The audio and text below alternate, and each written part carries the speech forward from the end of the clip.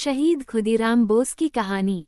प्रस्तावना। भारतीय स्वतंत्रता संग्राम में अनेक वीर सपूतों ने अपनी जान की बाजी लगाई थी, जिनमें से एक नाम है खुदीराम बोस।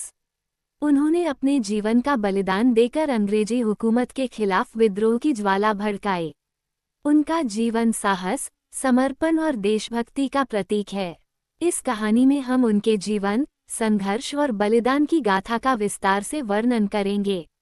प्रारंभिक जीवन और शिक्षा। खुदीराम बोस का जन्म 3 दिसंबर 1889 को बंगाल के मिदनापुर जिले के हबीबपुर गांव में हुआ था।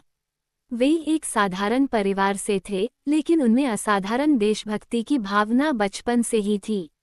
उनके पिता त्रैलोक्यनाथ बोस और माता लक्ष्मी प्रिया देवी ने उन्हें सच्चाई और न्याय के मूल्यों की शिक्षा दी।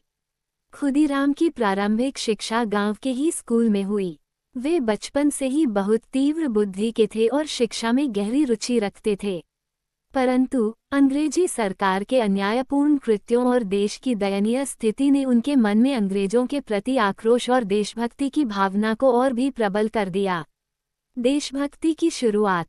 खुदीराम बोस के मन में देशभक्ति की भावना उस समय जागृत हुई जब उन्होंने बंगाल विभाजन के खिलाफ हो रहे आंदोलनों को देखा। यह विभाजन अंग्रेजों द्वारा 1905 में किया गया था, जिससे देश में व्यापक विरोध हुआ। विभाजन के खिलाफ खुदीराम भी आंदोलनों में सक्रिय रूप से भाग लेने लगे। उन्होंने जनसभाओं में शामिल होकर लोगों को जागरूक करना शुरू किया और अंग्रेजों के अत्याचारों का विरोध किया। वे केवल 15 वर्ष के थे जब वे क्रांतिकारी गतिविधियों में सक्रिय रूप से भाग लेने लगे। उन्होंने अनुशीलन समिति नामक क्रांतिकारी संगठन से जुड़कर ब्रिटिश शासन के खिलाफ लड़ाई में अपने कदम बढ़ाए। इस संगठन का उद्देश्य भारत को अंग्रेजी हुकूमत से मुक्त कराना था और इसके लिए हिंसक और अहिंसक दोनों तरह के उपायों का प्रयोग किया जाता था।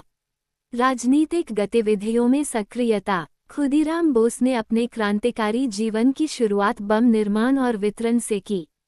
वे बंगाल के विभिन्न हिस्सों में जाकर क्रांतिकारियों के लिए बम पहुंचाने का कार्य करते थे। इसके साथ ही उन्होंने ब्रिटिश अधिकारियों के खिलाफ साजिश रचने में भी महत्वपूर्ण भूमिका निभाई। 1908 में खुदीराम बोस और प्रफुल्ल चाकी को अंग्रेज जज किंग्सफोर्ड की हत्या का कार्य सौंपा गया। किंग्सफोर्ड ने अनेक भारतीयों को कठोर सजा दी थी, जिससे वह क्रांतिकारियों के निशाने पर था। खुदीराम और प्रफुल्ल ने मिलकर योजना बनाई और 30 अप्रैल 1908 को मुजफ्फरपुर में किंग्सफोर्ड की गाड़ी पर बम फेंका। हालांकि उस दिन किंग्सफोर्ड की जगह अन्य लोग मारे गए, लेकिन इस घटना ने अंग्रेजी हुकूमत को हिलाकर रख दिया। गिरफ्तारी और न्यायालय में संघर्ष। बम फेंकने के बाद खुदीराम और प्रफुल्ल वहां से भाग गए, लेकिन कुछ दिनों बाद प्रफुल्ल चाकी ने पकड़े जाने के डर से खुद को गोली मार ली। खुदीराम को पुलिस ने गिरफ्तार कर लिया।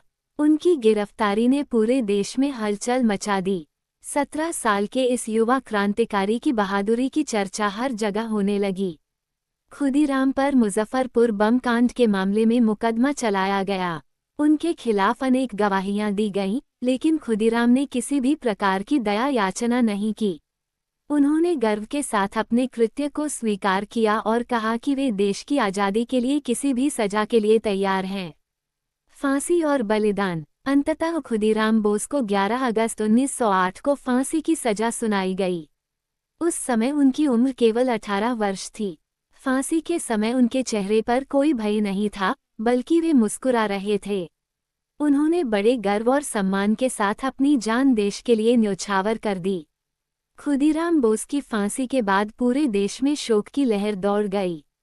उनके बलिदान ने देश के युवाओं को और भी प्रेरित किया और वे स्वतंत्रता संग्राम में बढ़ चढ़कर हिस्सा लेने लगे। खुदीराम की शहादत ने अंग्रेजी हुकूमत को ये संदेश दिया कि भारतीय युवा अपने देश की आज़ादी के लिए किसी भी हद तक जा सकते हैं। खुदीराम बोस की विरासत।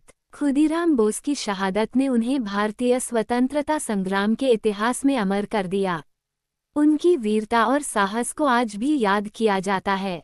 उनके बलिदान ने न केवल भारत, बल्कि पूरे विश्व में स्वतंत्रता संग्राम की एक नई दिशा दी। खुदीराम बोस की वीरता और देशभक्ति की गाथा आज भी भारतीय युवाओं के लिए प्रेरणा का स्रोत है। उनका जीवन हमें सिखाता है कि देश के लिए किसी भी बलिदान से बड़ा कोई कार्य नहीं हो सकता। उनकी स्मृति में देश के विभिन्न हिस्सों में स्मारक बनाए गए हैं और उनकी कहानियां आज भी हमारे दिलों में जीवित हैं। निष्कर्ष: खुदीराम बोस का जीवन देशभक्ति, साहस और बलिदान की एक मिसाल है।